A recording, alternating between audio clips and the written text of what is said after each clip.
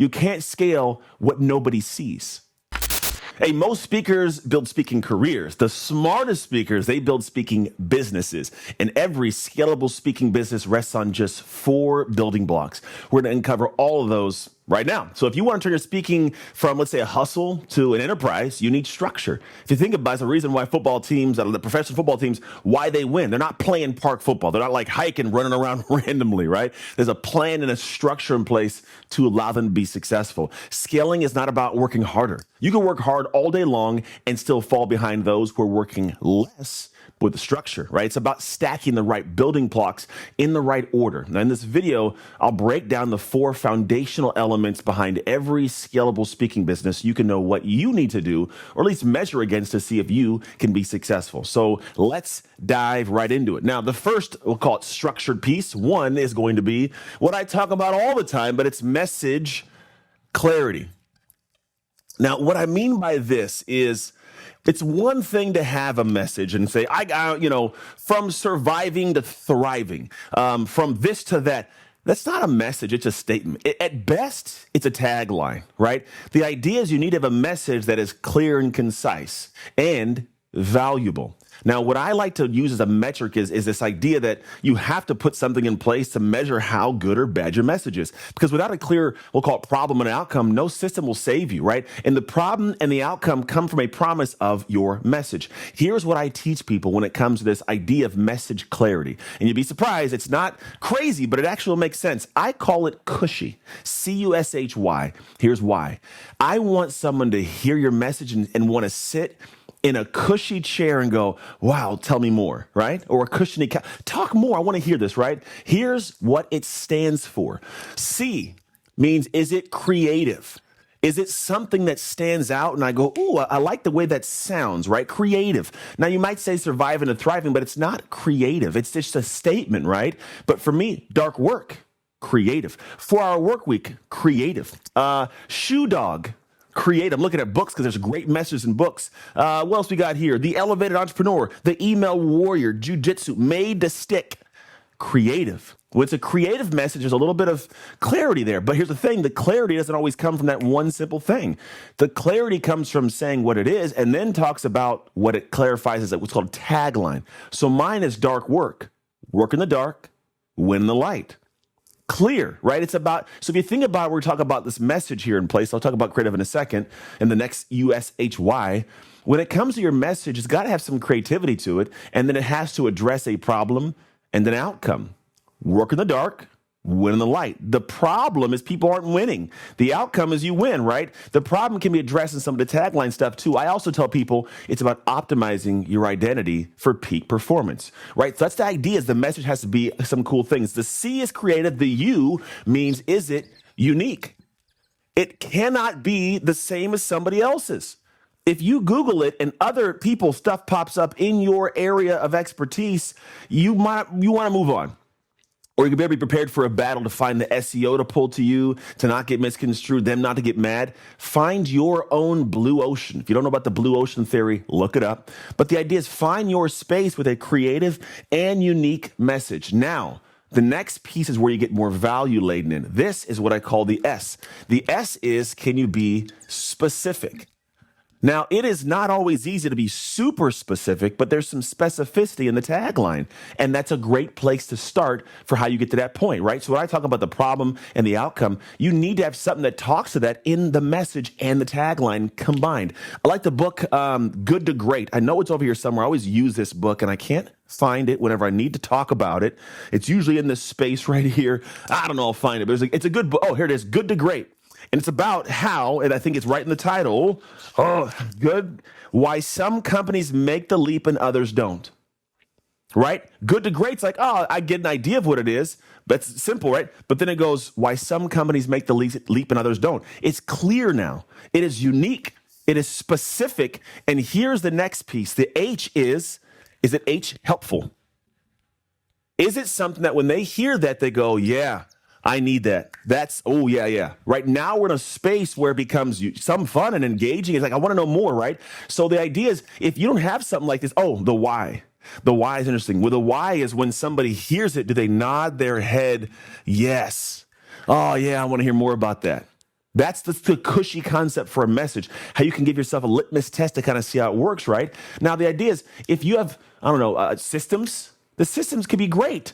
But if I don't know why I should adapt or try the system, I'm not trying the system. Your message is what drives somebody to want to know about your process or the way you do something. I work with speakers, literally hundreds every year.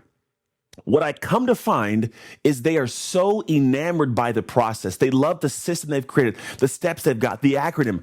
I get that it could solve a ton of problems, but you know the problems it solves, and only you know the value of it because you haven't put it behind a message. You're trying to explain to me the value, and you can't do it with the left brain simplistically. I got to go through all the pieces, understand them all, and then see if they're valuable to me. And that's too much work. People aren't going to give you that time. But if you have a message that goes, hey, I'm going to help you learn how to optimize your identity for peak performance or develop what I call a dominator's identity. It's all dark work stuff. A dominator's identity that can govern and exert control over the weaker identity to achieve the goals you want. I call it dark work. It's all about working in the dark to win in the light. Right? There's something there. And I go, the way we do it is towards a process we call a dark work experience to rewire your identity. Now, this is, again, I'm just throwing things at you, but truthfully, before I go into my process, you must know, do I care about what the process does for me? That's what your message is. You must define what I call your $1 million message, who you help, how you help them, and then why it matters. And then from there, you get to talk about your process and talk about your system. Clarity is the multiplier for every other part of your business. If you don't have clarity of what you do, now you might do a bunch of stuff. That's great. Get known for the one thing, tuck the rest under the umbrella. Have a big umbrella of what you do, and then talk about that thing, and then tuck things inside of it. You know a lot of phenomenal people who are speakers and thought leaders already that they have a thing they're known for, but they also talk about different stuff.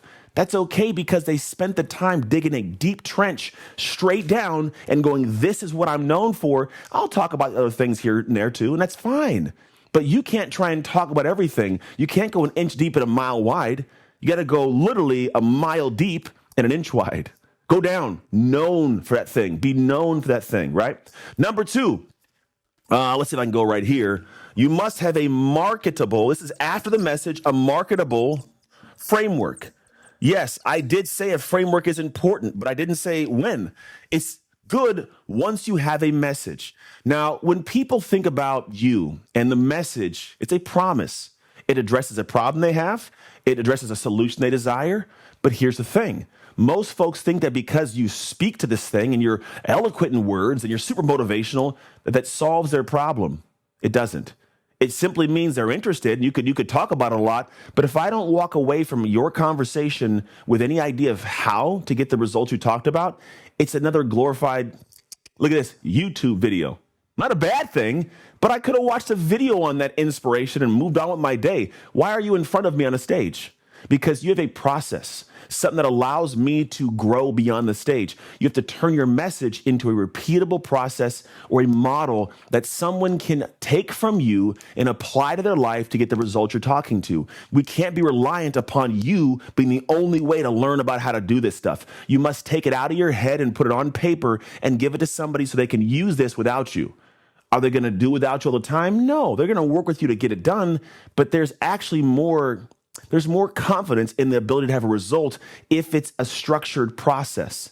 If not, then they're also having a bet on the fact that you're going to be perfectly sane and perfectly healthy and ready to go every time they need you to go through these steps.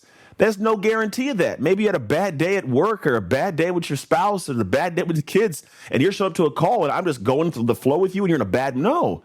I need to know a process that I can follow sans you. And then you can come in and help me along that process. See, frameworks, they create this ability to have reliability in what your promise is. But here's the big thing too. They create scalability because they can be taught, licensed, and expanded. You know, I look at this for me as my future for me in the world of the work I do, which is this. I know that I love speaking and coaching and talking. I'm going to always speak and coach and talk as long as I can. But at some point, I'm going to be dated. I'm going to be the old guy on the circuit, right? I don't want to be living and dying off of whether or not I can get a speech. Now, if you're in a position now, it doesn't mean you have to look at yourself and go, oh, is it too late? Never too late. Never too late, but I want to have the choice to decide, like, you know what, I want to take a step out of this. Now, how can I take a step out of this and still make revenue? Oh, because I have a process that I have taught, that I have licensed, and it's been expanded beyond me. I have a coaching model, a coaching structure that allows people to step in and go, cool, I don't need Anthony, I can follow this. Or I can go, hey, you know what, I'm going to back up. I'm going to coach you to coach my clients now.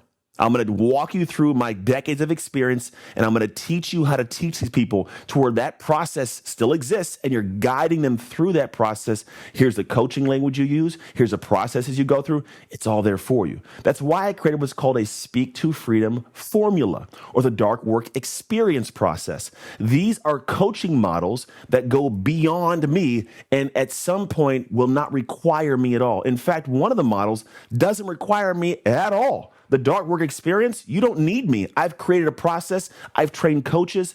They got it. The result that my clients are looking for, they don't need me to have it.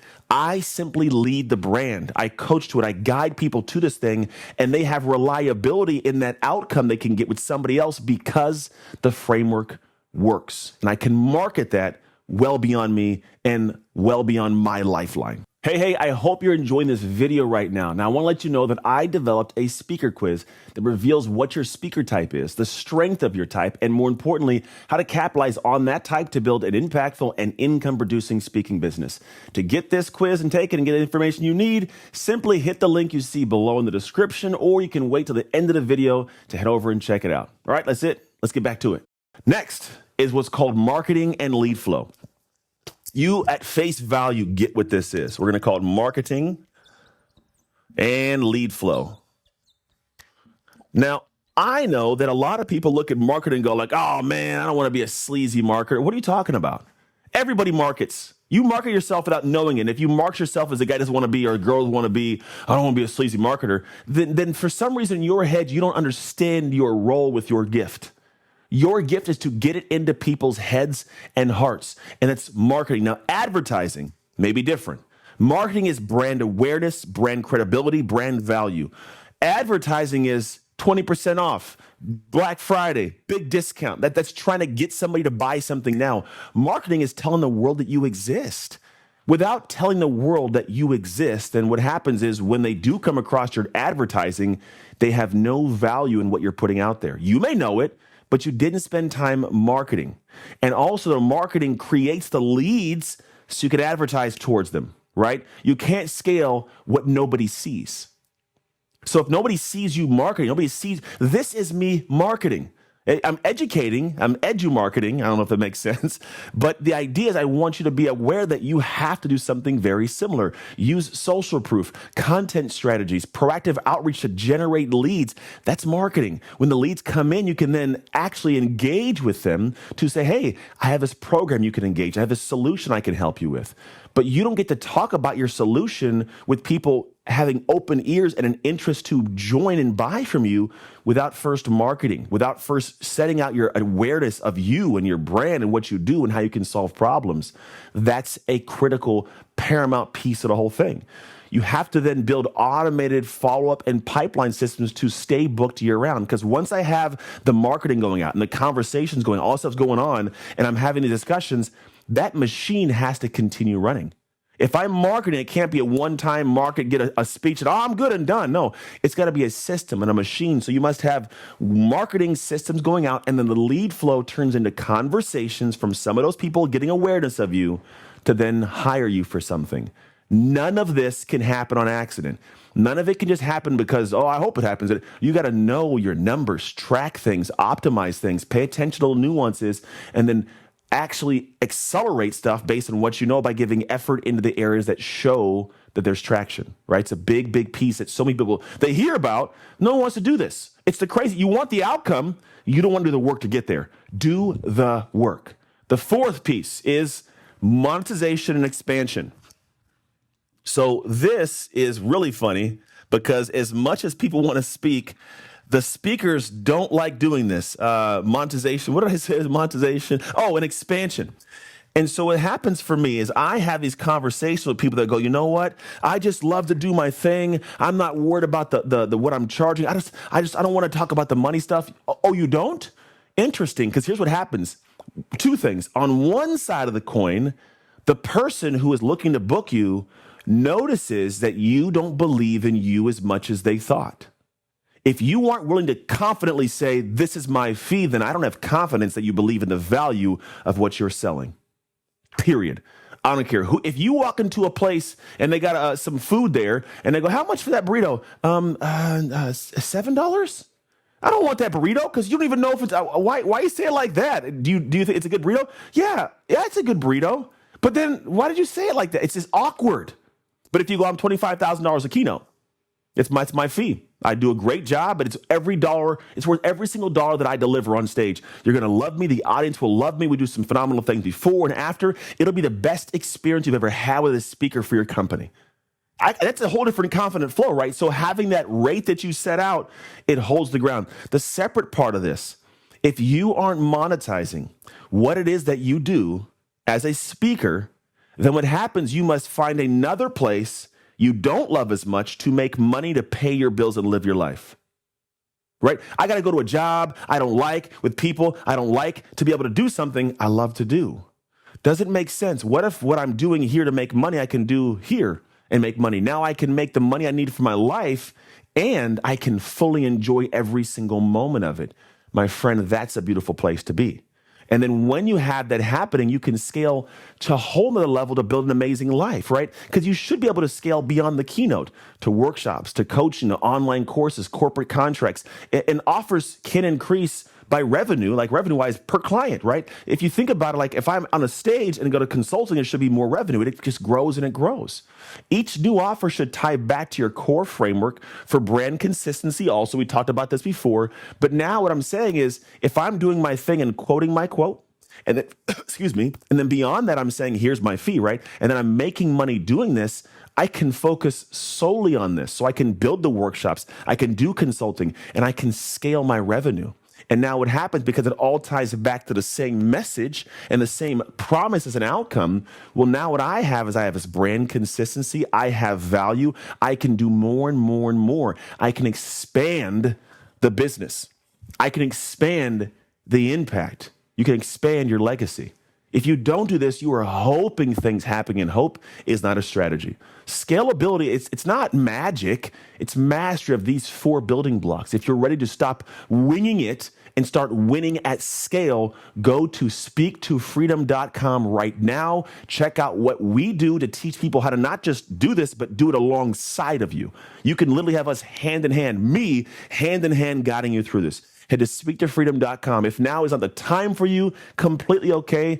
Just stick around and watch the next video.